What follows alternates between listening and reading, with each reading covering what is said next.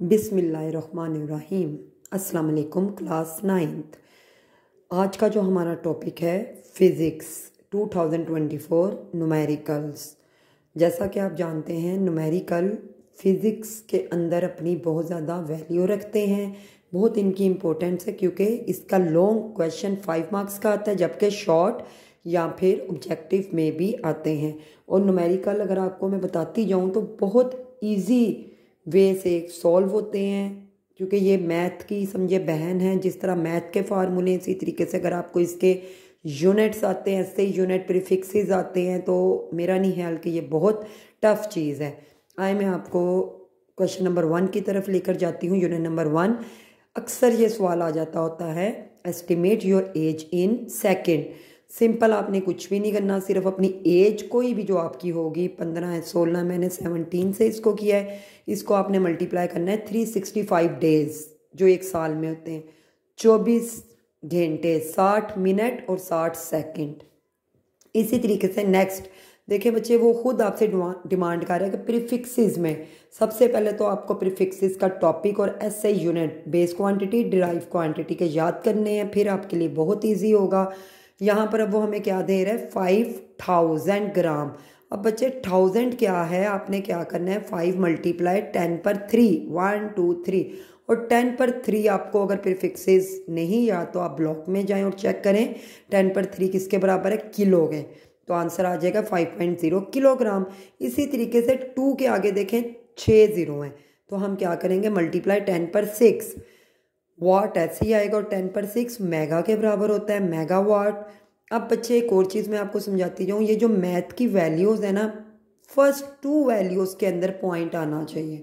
तो हम आंसर में क्या करेंगे, 5.2 मल्टीप्लाई 10 माइनस 10 तो ऐसे ही रहा, किलो भी चेंज करना है, ऊपर आपको बताया किलो किसके बराबर है, 10 पर 3, और ये जो 10 पर 1 आया है वो कैसे आए, इस पॉइंट के बाद एक डिजिट है तो 10 पे 1। अब हमने ये 10 की पावर सेम कर देनी है, प्लस माइनस करेंगे तो 5.2 मल्टीप्लाई 10 माइनस 6, और 10 माइनस 6 अगर आप प्रीफिक्सेस में देखेंगे तो किसके बराबर है, माइक्रोग्राम। जैसा कि मैंने ऊपर आपको बताया कि पॉइंट आना चाहिए इन दोनों के दरमियान, जैसे ही आप इन दोनों के दरमियान लाएंगे तो 10 की पावर 2 हो जाएगी, -8 एज सच है। अब इन दोनों की वर्किंग करें, -8 में से 2 निकाला, -6 अगेन माइक्रो के बराबर है। यहाँ पर अब वो कह रहे हैं कि प्रीफिक्सेस से बताएं कि कैसे माइक्रो अभी मैं आपको बार बार बता चुकी हूँ, 10 - 6 के बराबर है। नैनो बच्चे -9 के बराबर होता है, जबकि पीको -12 के।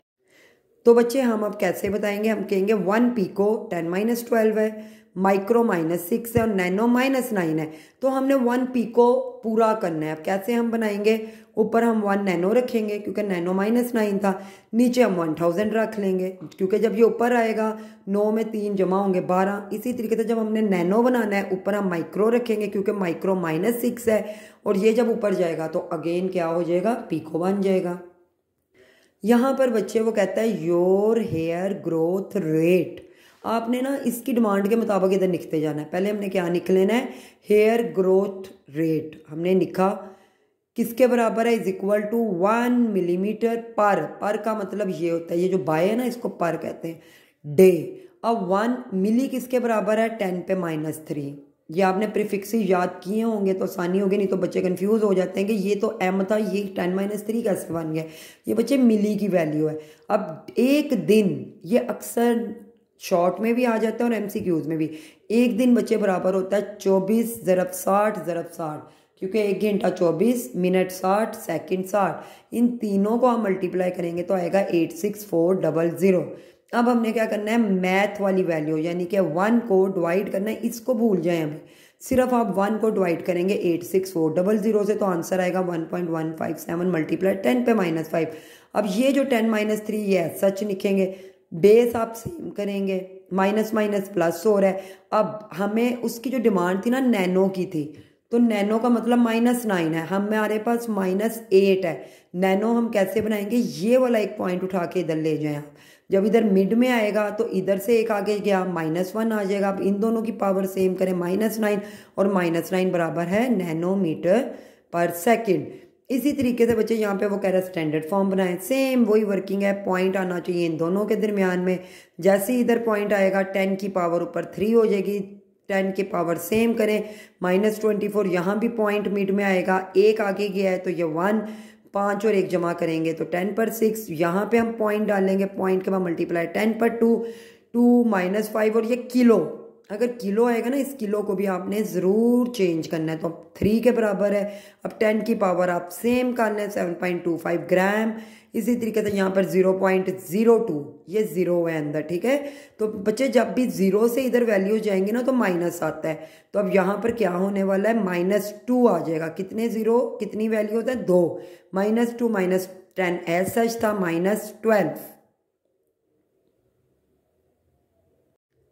यहाँ बच्चे अब वो कहता है कि फॉलोइंग क्वांटिटीज़ को अगेन स्टैंडर्ड फॉर्म में लिखे, सेम वही चीज़ है, 6400 है तो पॉइंट हमारा मिड में आएगा और कितने आगे डिजिट है, 3, तो 10 पर 3। अब पॉइंट हमारा इधर आना चाहिए, तो 3.8 हो चुका है आगे। ये यहाँ से बच्चे क्या करते हैं, 8 को नहीं गिनते बच्चे, पॉइंट के बाद सबको गिनना होता है, जितनी वैल्यूज़ हैं 10 पे 5।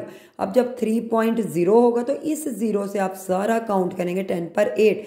सेकंड इन अ डे, जैसा कि मैं पीछे आपको बता चुकी हूँ, ये अक्सर शॉर्ट में आता है। सेकंड इन अ डे कैसे निकालना है, 24 घंटे 60 मिनट एंड 60 सेकंड। लास्ट आपका क्वेश्चन है, अ चॉकलेट रैपर का लेंथ, लॉन्ग लंबाई 6.7, विथ चौड़ाई 5.4 और एरिया बच्चे वो कह रहे हैं मालूम करें। तो एरिया का फार्मूला सोल्यूशन में हम क्या करेंगे, पहले लेंथ बताएंगे कितनी है, फिर आप विथ बताएंगे और एरिया मालूम करना है।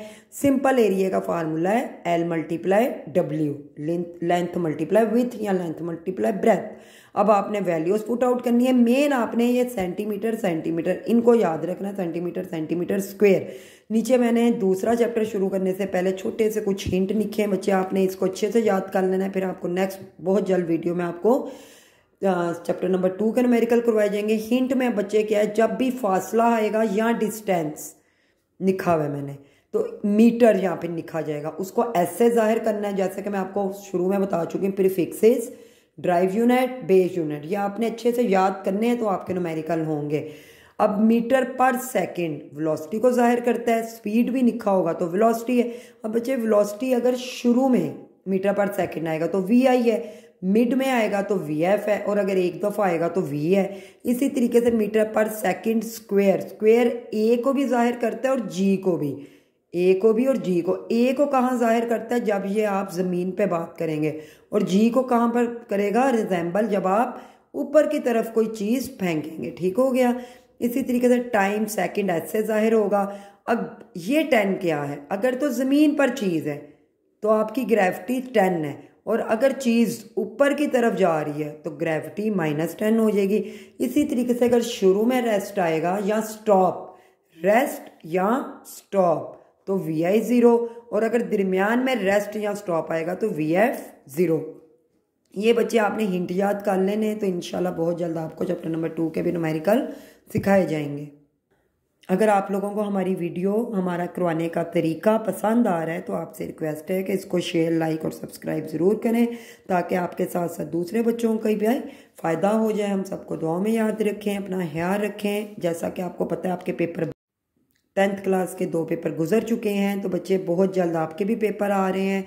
अपनी तैयारी, अपनी कमर कस लें और अपनी रिवीजन अच्छे से कर लें ताकि आप कामयाब हो सकें। अस्सलाम वालेकुम।